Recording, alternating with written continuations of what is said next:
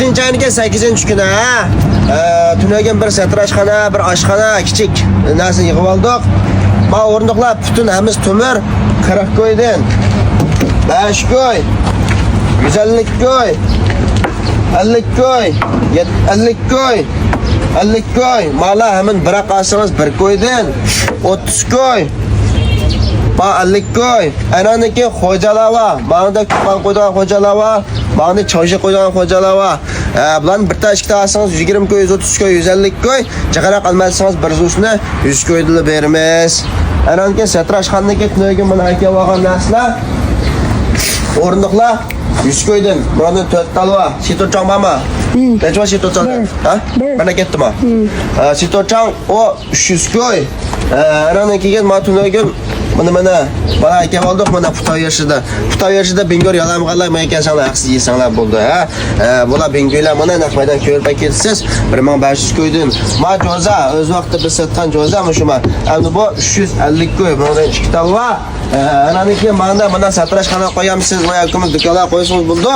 100 koy bu sapa. Ma choshni men qildarimmi? 100 koy. Va sitocham mana shu mana 98% yangi mal bu juma. Ananing keyin ma o'yinchiqlar 1 koy. Mala 5 koy, 3 koy. Bular hammasi chiroq narsalar.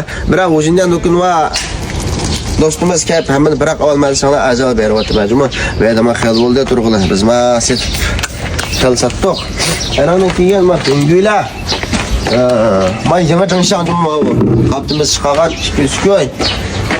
Bingoylar 1 metr 40, 1 metr 60, 1 metr 80, 3-4 talba, bahası 650 koy, 1000 koy, 1300 koy. Bular hammasi meylingniki naqmaydan sinab turmiz. Meyling, meydi, hammasi pimparlar. Ondan buni Bama normal ishlaydi. Aputni bekitib olsiz 500 koy. Ma o'rindiqlar 99% yangi o'rindiqlar.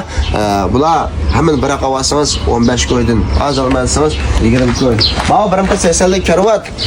Bu xiyolda turqag'li, bosh turqamliqda aka olgan shumi? 400 koy bugungi bahasi akasilar bo'ldi. Aynan keyin majoza bu necha qon 70 koy chiqadimi? 500 koy. Valla adamdan chiqqansa beradi to'g'ri. Mana bu mal to'liq taqraydi juma. Kalniga 1 metr 30 uzunligi 2 metr necha buni ashdan chiqadi. Aynan keyin miyada mal mensu oshqal o'falla. May karvatlarni mana adat karvatlarni godishlar karvatlarni sattoq 1500 ga 600 koydan.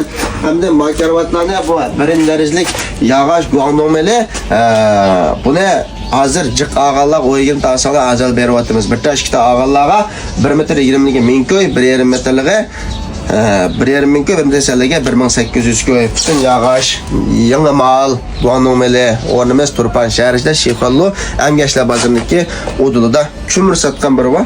Qo'shna